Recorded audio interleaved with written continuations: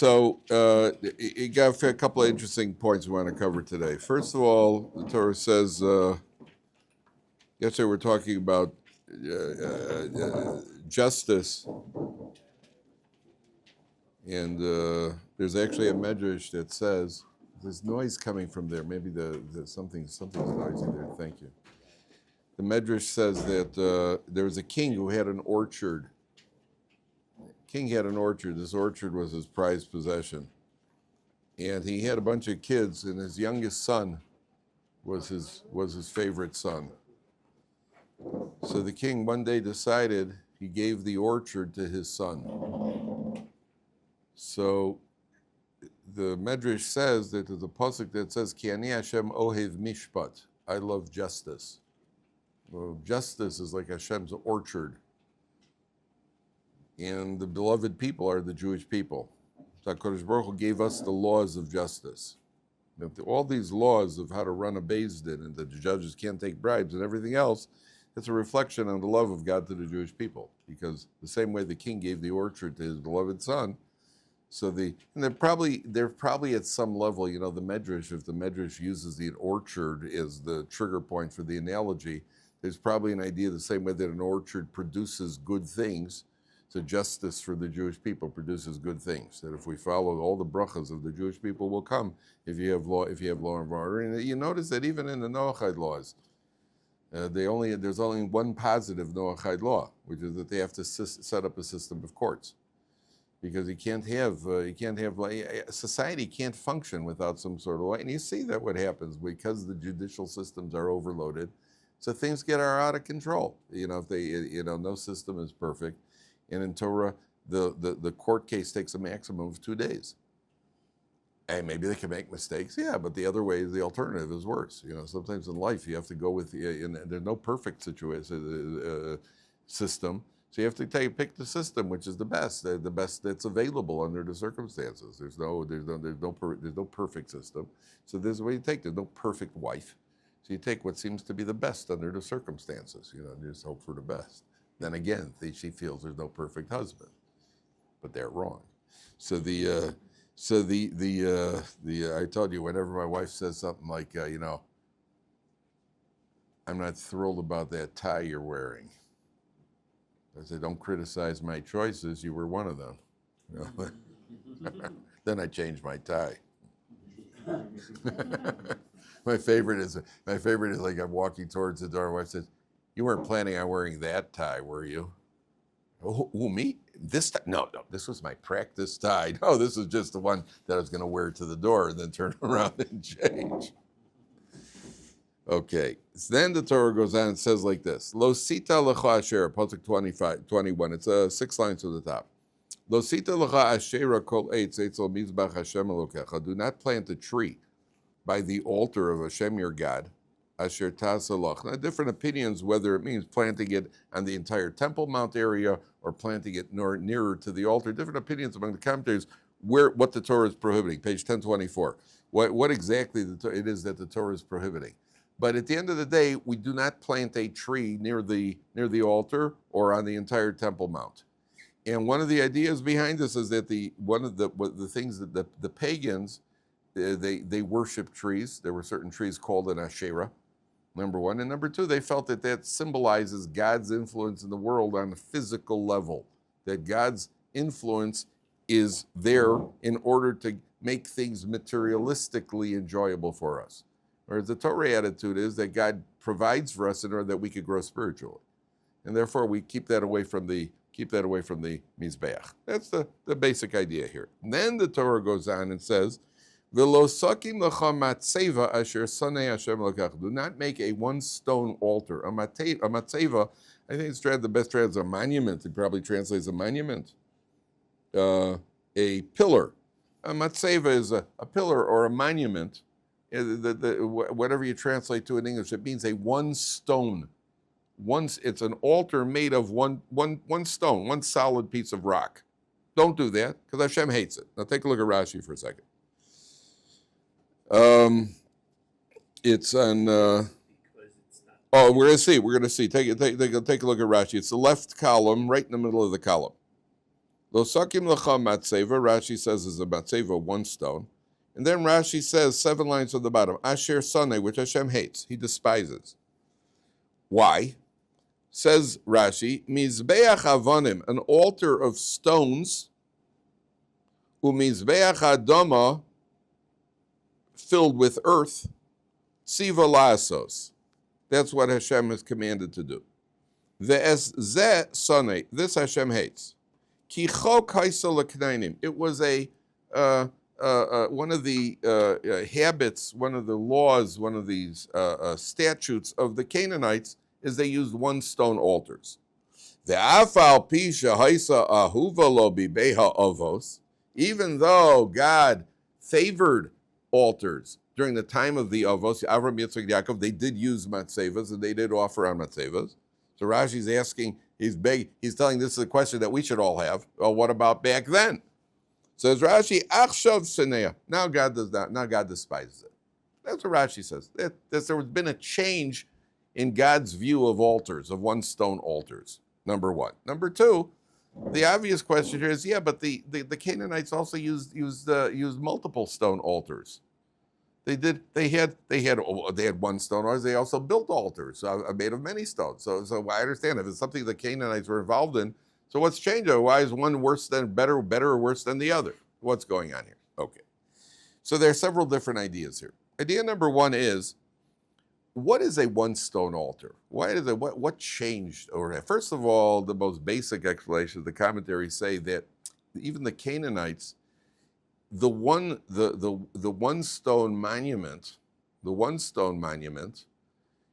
was actually, they worshipped the monument itself as an idol, whereas they never worshipped an altar as an idol. The altar was used, a multiple stone altar was used in order to worship whatever the idol was. The one stone monument went both ways. Sometimes it was used as a form of worship. Sometimes it was actually the thing itself that was worshipped. That's one of the approaches here.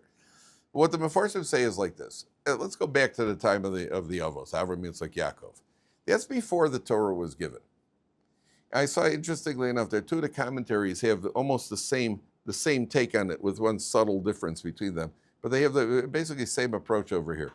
That hoodie, yeah. Can you make it a little colder in here? Yeah. Thanks. Somebody tampered with my life source. Forgive me, Rabbi, that was probably me. I will forgive you if it doesn't happen again. Yeah. Forgiveness is only when there's tshuva, you know. That's what I told him. Okay. Yeah, but ain't shleach l'dvar avera. The Gemara says that somebody who sends somebody else to do a sin, right, is only the guy who actually carried it out, because he shouldn't have listened to you. He should listen to Hashem, right? I'm not Hashem, but in this case, but we'll forgive you this time, Michael. So there are two commentaries like this. Very interesting concept. I was very, very intrigued by this. Before the Torah was given, what was mankind's challenge? The time of Avram Avinu, there's really only one challenge, which is to recognize that there's a creator. That's all I really had to do. That was Avram against the rest of the world. A pagan world versus Avram says, the monotheism. That was it. So if you recognize God and sacrificed on a one stone altar, you're good. You're good. You're doing all that could be required of you before the Torah was given.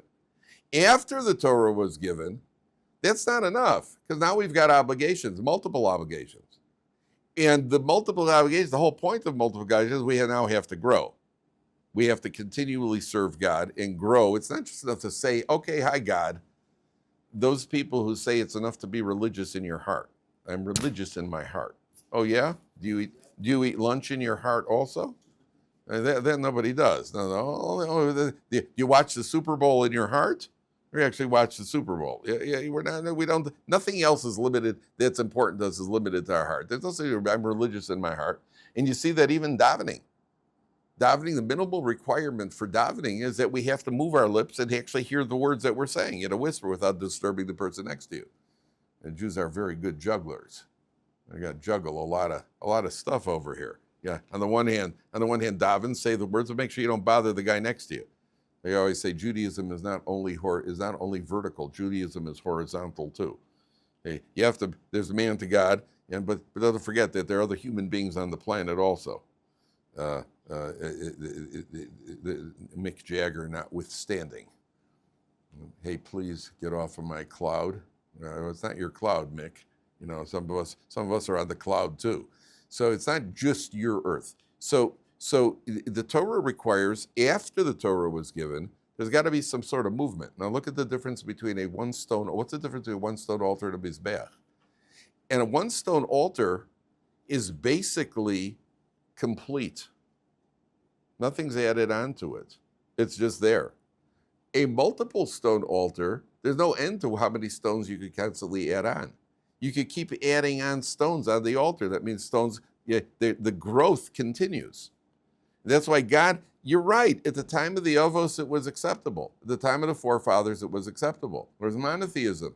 And all you had to do is show some devotion, recognize that there's a God in the world. But now we've got other things that we have to do, have to continue growing, you understand? And therefore, a mizbeach of multiple stones, that's something that HaKadosh Baruch Hu now wants. It's interesting. Now that I saw one of the other commentaries, very slight, it's like almost the same idea.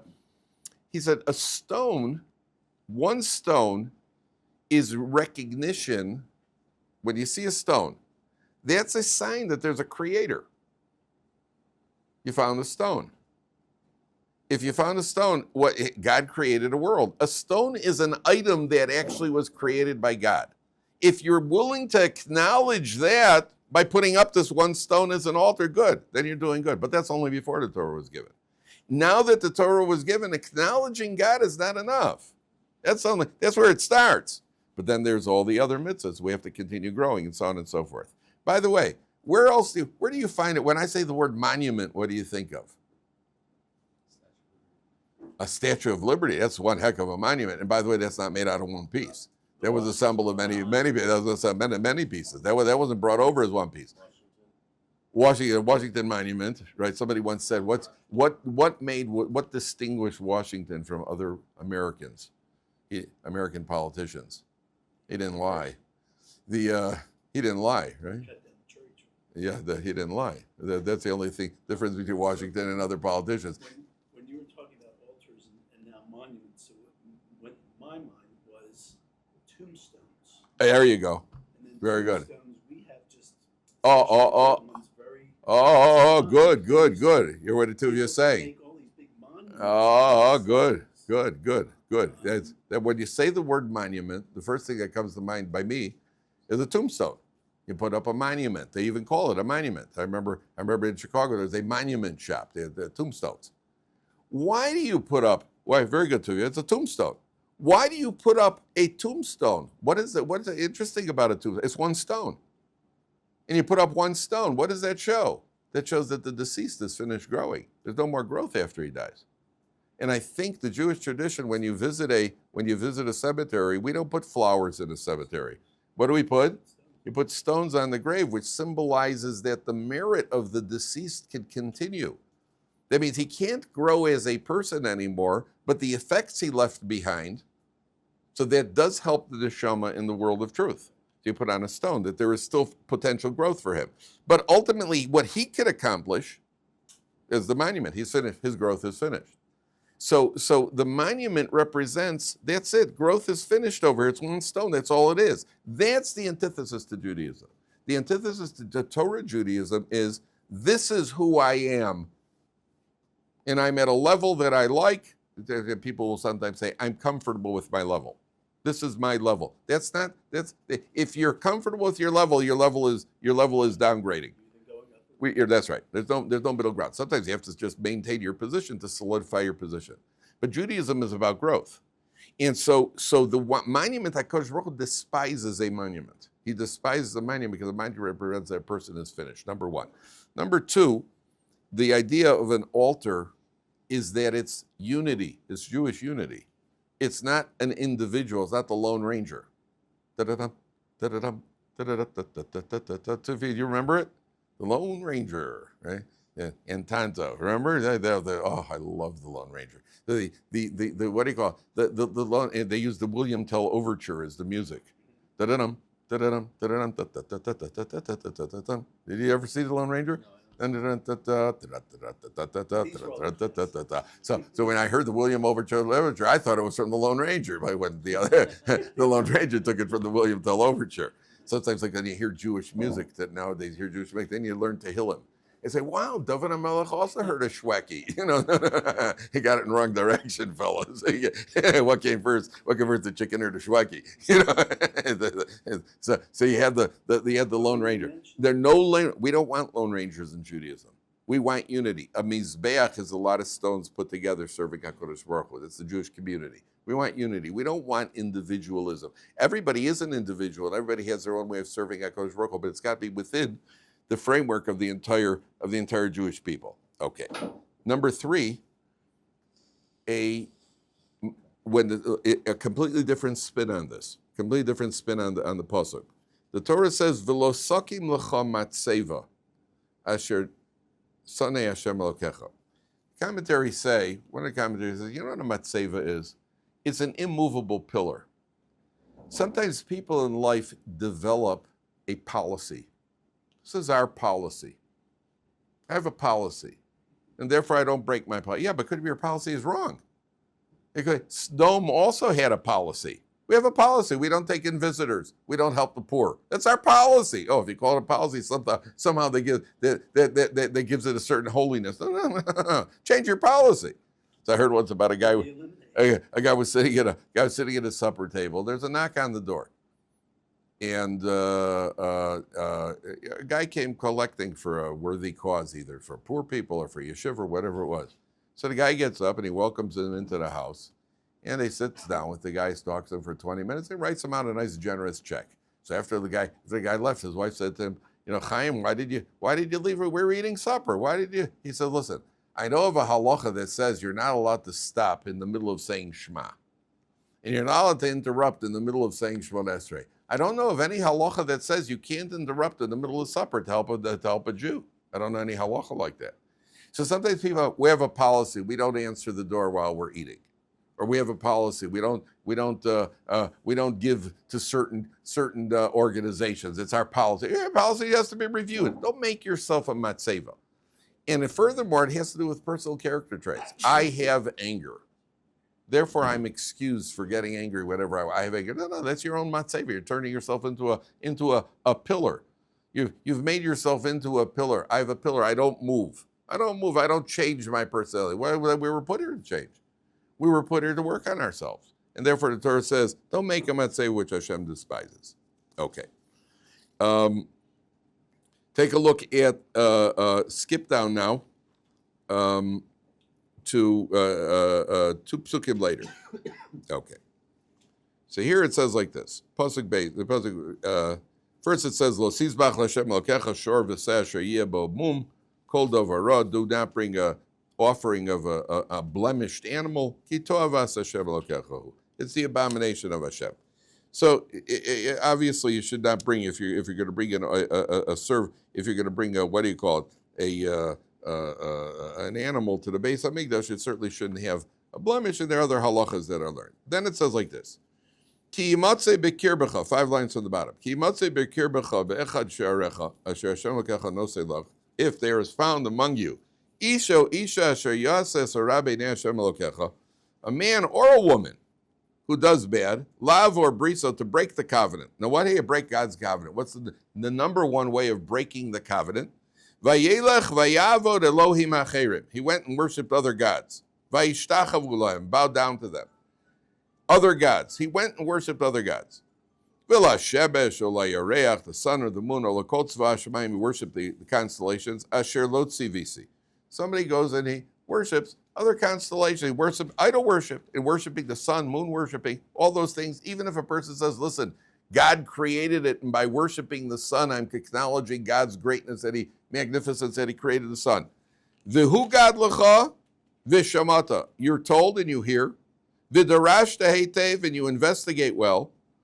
V'nei emes nachon hadavar. It's true. It happened. Nesasa hatoiva azos v'shal. This abomination took place. Notice that the Torah uses the word an abomination.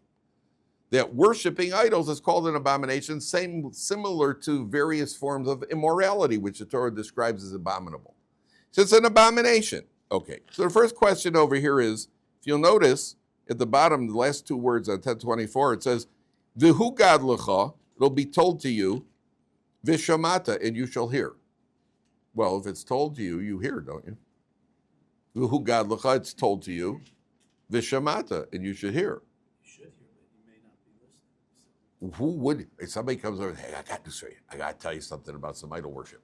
Now, I saw Chaim worshiping idols. It's like flesh and heart, you know. Oh, you're not so, ooh, good. Well, I don't, hear no evil, speak no evil, good. First of all, there's certain times in life where you have to listen, and the halacha by Lashon Hara is that you're allowed to listen. The halacha is, but you don't accept it as a truth. You have to investigate it. Here, the Torah is emphasizing you're told Vishamata, and you may have heard from another source. At that point, you may have heard from two different places. Even so, don't accept it as the truth yet. V'darash tehetev. Check it out well. Don't just accept it because somebody went and somebody sent out a text message that the whole world sees that somebody did something wrong. Today you forgot to shmutz somebody, and with at the push of a button you could shmutz somebody. And as soon as you put out something negative comes out, everybody assumes that, well, if there's smoke, there's fire, he must have done something wrong. The Torah says v'darash tehetev. Then you find out that it was done. So now what happens? V'hotseisa esa isha huo esa isha. He take out that man or that woman. Asher osu es hadova razeh el she'orecha. You take it to the gates, to the spot where they worship the idols. Take it to that place. Esa isha uskaltem ba'avanim v'mesu, and you stone them to death. Now, the first thing is that we take them to the location where Beis Din, obviously there's a court case here, and the witnesses come in. They have to be witnesses, there has to be a warning, and it's established that they're guilty. Then they stone them. Now stoning, by the way, it's called stoning, but it actually begins with a platform. And the halacha is you build a platform which is about twice the height of the person. You push them off the platform. If they don't die from the fall, the witnesses push them, by the way. If they don't die from the fall, then you drop one stone on them. And if that doesn't kill them, then other people. Stoning is the last stage of it. Well, most people would die from a fall, which is picture being falling off of the top of a basketball backboard. Somebody's standing on a basketball net or on the rim, and they're pushed off, and they fall over on their back and they're on their head. Person's going to die from the fall. If they didn't die from that, then they get to the stoning. Okay, now watch this. Al pi shnayim edim o shoshem yumas hameis. Lo yumas al pi edach. He's not killed, executed based by the word of one witness. You need at least two witnesses. We learned this last man in Makos. Yad ha'edim tiyeh bo barishon lamiso. It's the witnesses themselves who have to be the ones who execute him. The yad kol ha'am ba'achrona, the rest of the people afterwards, will bi'arta harami pir bacha, eradicate any of the evil from your midst. Now, hold on, question and comments for a second. You have over here, number one, where does this execution take place? It takes place at the spot where the witnesses say worship the idols. Why? Question number one. Question number two, why do the witnesses do it? Why is it that the witnesses have to be involved in the execution? And number three, what does it mean when it says, and you should ubiyarta harami kirbacha, you should remove the evil destroy or remove the evil from your midst? Why is it that we take him to the spot of the idol? Anybody know? Why would we take him to the location of the idol and execute him over there? Because it shows that the idol can't save him. Correct. Very good. That shows that the idol can't save him. Because we want to, number one, why are they the ones who execute him? Two reasons.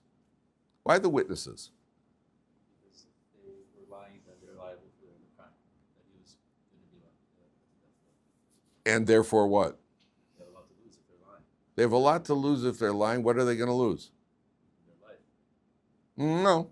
Once they've killed the guy, they don't lose their life. They don't lose their life. If the guy's been executed, if the guy's executed in Beis Din by the word of Beis Din, then we find out they were lying. They actually don't. They're liable to God, but there's no crimes being committed. So one of the ideas here is why Hoodie? What do you say? Why did witnesses have to kill him? One of the ideas is that the deterrent to false testimony. It means I may be willing I may be willing to lie and get a guy in trouble. I'm not willing to lie to the point where I actually got to be the one who kills him. I don't know what you do. You know what? I have to check something. If witnesses lied and they actually executed the guy, I have to check if they are now liable for the death penalty, like you're saying, Chuck. I mean, I'm not sure I'm right. But at the end of the day, it becomes a deterrent to false testimony. I'm willing to do certain things. Like, for example, one guy may be willing to send another guy to tamper with my air conditioning, but might not be willing to do it himself. He would commit the crime himself. So I may be willing to testify falsely.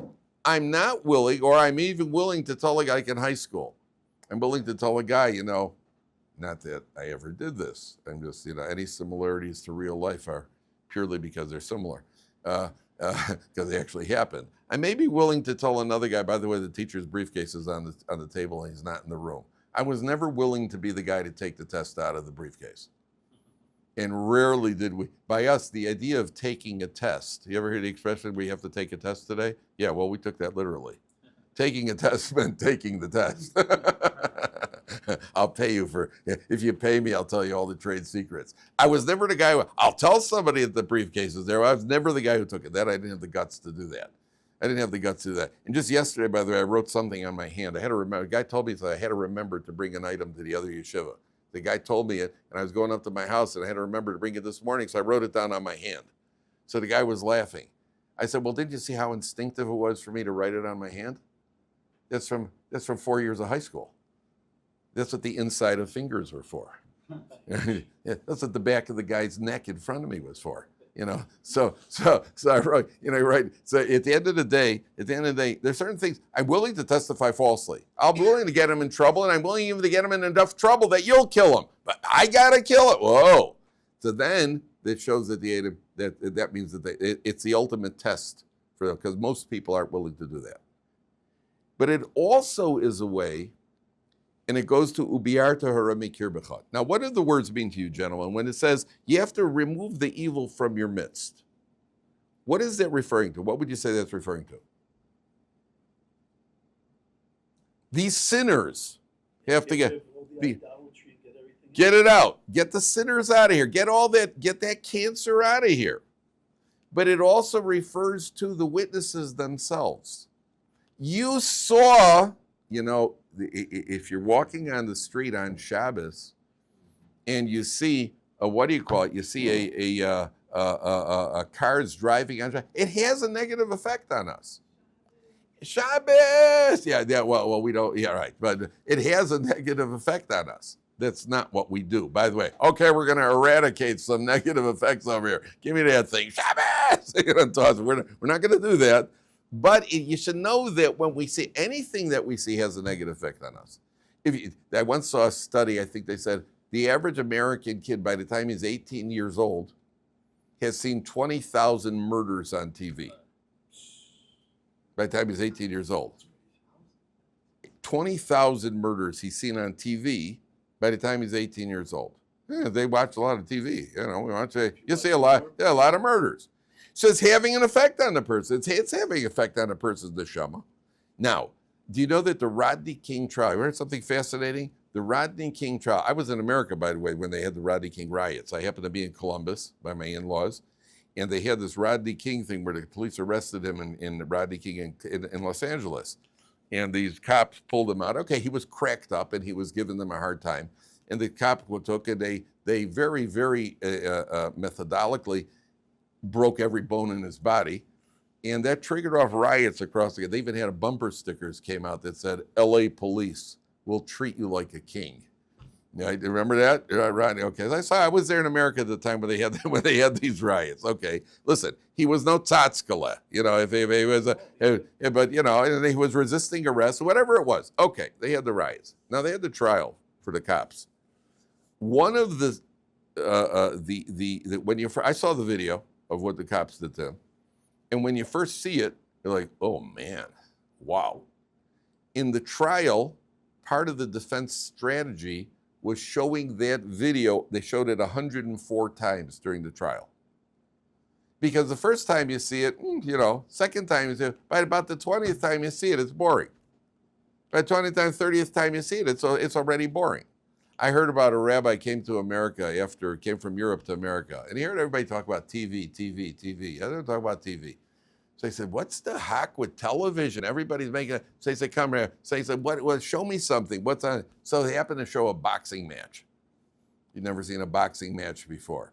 And he sees this guy's, and he says in Yiddish, you see, he was shocked. He says, noch azetz? Noch azetz? What, he hit him again? He was shocked. I mean, guys watch now, they look called MMA and these sort of things. He can't get enough of it. So what's it doing to the person? So the Torah says, "Ubiarta Rabbi kirbecha." You got to get the evil out of. You just saw something. You know what you have to do? You, the witnesses, have to execute it. You have to get that out of your system. You have to get what you saw out of your system, and we're affected very much by what we see. That's what the Torah is saying. The Torah is again. There's only one way to eradicate. Now, how do we eradicate it nowadays? By learning Torah. There's no other way. You have to learn Torah, and the more Torah we fill ourselves with, the more we knock the nonsense out. The more nonsense we put in, the more Torah. What are you going to ask, Nick? Wouldn't the witnesses having to kill them also kind of deter people from even testifying on something that's true? So that's a good question. He's asking like this. Well, if you know you're going to have to kill them, so then it's going to deter you. It's going to be a deterrent from even testifying when you know it's true. But there's a halacha in the Torah that says that if you know something, you have to testify. So we're talking about people who are Torah observant. Now, the deterrent then becomes for the people who are not so righteous and they want to testify falsely. To testify, that's why the Torah says, very important point you're bringing up, because the Torah says even a judge is not allowed to be intimidated. The judge has to get, if you're qualified to be a judge, you can't be intimidated by them. The Gemara even talks about people who did not want to come to court because they were intimidated by the opposition. So it's very easy to be intimidated. I remember a judge in Italy who they broke up this big mafia ring, and I think he sentenced 300 guys. And I remember thinking to myself, boy, if I was an Italian judge sentencing mafia guys, I don't think I want to get involved. I think it'd be a good day to hit the golf course. There would be it's like the dentist. It's like the guy called up the dentist. He called for the dentist office for an appointment. He said, can I get in today? He said, no, I have 18 holes to fill. Right? They're all at the, all on the golf course. Right, and there was so Italian judges sentencing people. You better go into some government witness protection program, and he did it. He broke up. They broke up a whole bunch of mobs over there in Italy. I wouldn't do that. I wouldn't get. The Torah says you have to get involved. The Torah says you have to get involved, and if you're a witness and you know something is true, you have to get involved. So it won't be a deterrent. Or look, there might be people who they're not that frum and they won't get involved. But that's not. We're not concerned about a deterrent. We are concerned about a deterrent for people who are going to lie, because that line they may not cross. Okay, all right, go on. There's another point here now. Take a look at pasuk Yud Aleph.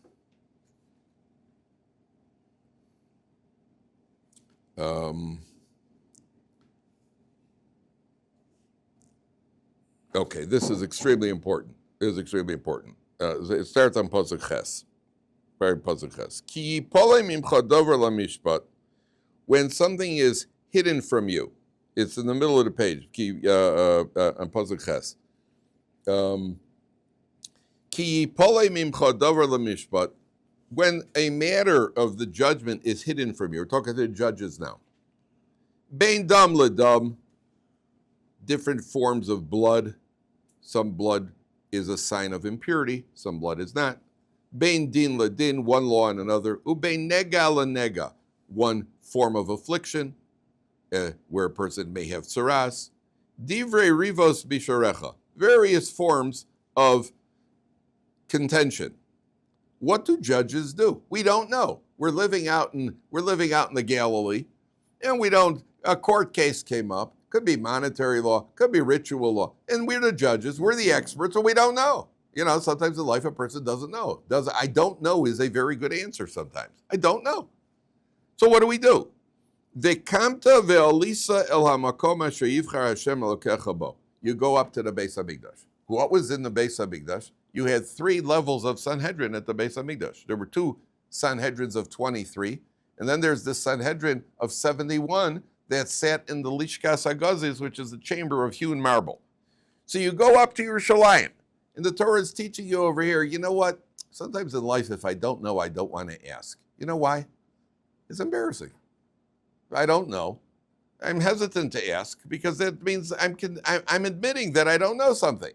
The Torah is telling you, you think that to go and ask somebody superior, somebody with a bigger expert, you think that that casts you in a negative light? You think that that's a step down? Look how the Torah says, V'kamta ve'alisa. You'll grow from doing such a thing. That's the best thing you could do. Go up and grow. Be willing to admit you don't know and ask somebody who does know. I once went to a doctor. I had some sort of infection, and this doctor had to give me some sort of strong medication. And he stopped what he was doing, picked up a phone, and he called an expert in infection. He called him up to ask him what. I was very happy to see that. I'm happy to see a doctor who says I don't know. Because he's admitting, I said, listen, I don't know everything. I even asked my own personal doctor once, he'd sent me to a specialist. I said, what does a specialist know? You've been a family doctor for 30 years. What does a specialist know that you don't know? You know the entire body. What does he know? He said to me, they know a lot.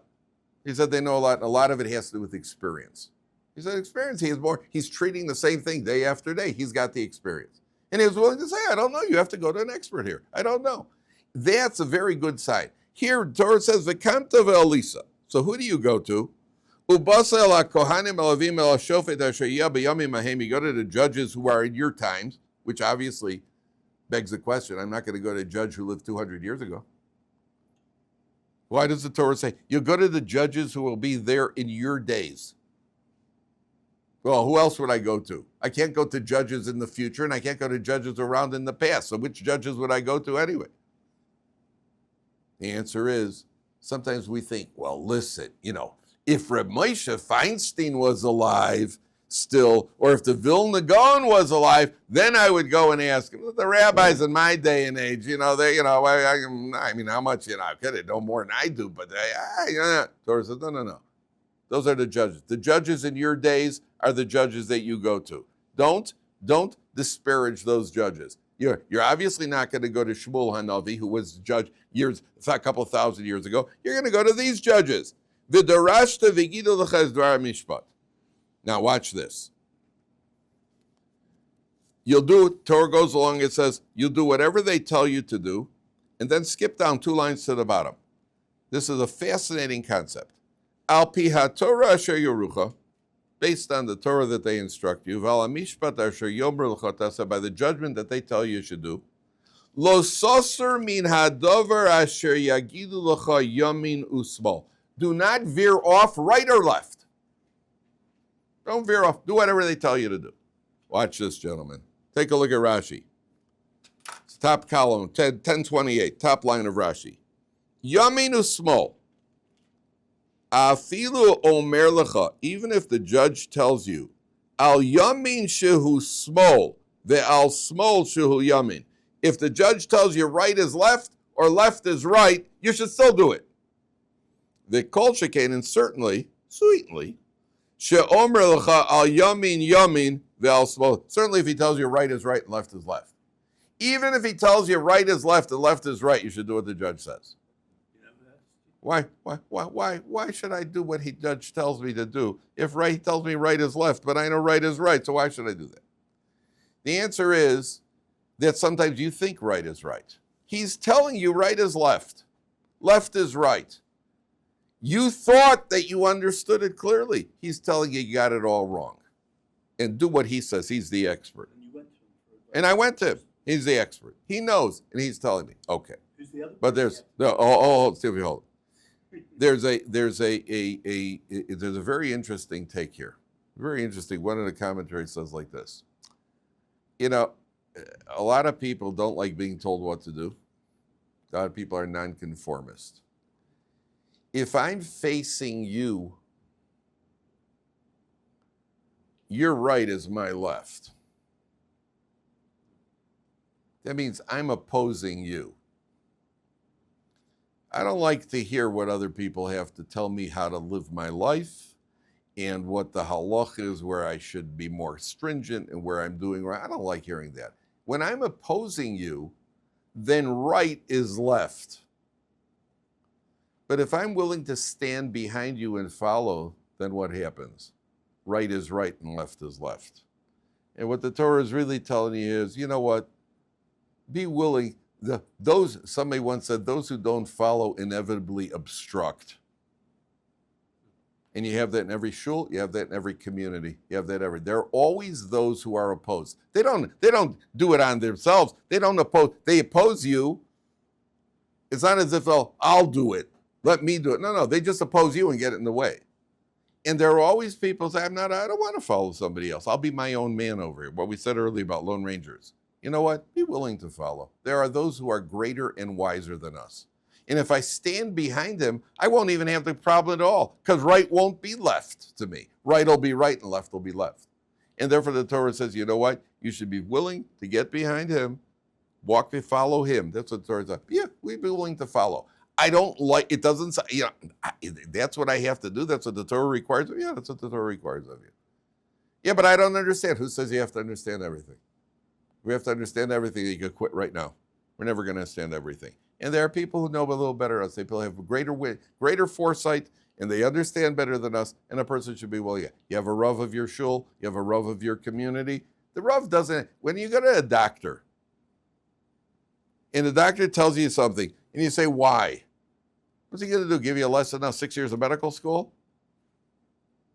I once asked an allergist. I had allergies. And I went to this allergist years ago, about 15 years ago, 20 years ago. I went to this allergist, and he was telling me what he thinks the problem is. I said to him, how do you know that? So he said, these gray hairs. I mean, he's telling me, I've had the experience, and this is what I think. And so the Torah says, you have a Rav. Okay, not everything he tells you, but you find that when you follow the wise, you end up staying out of trouble.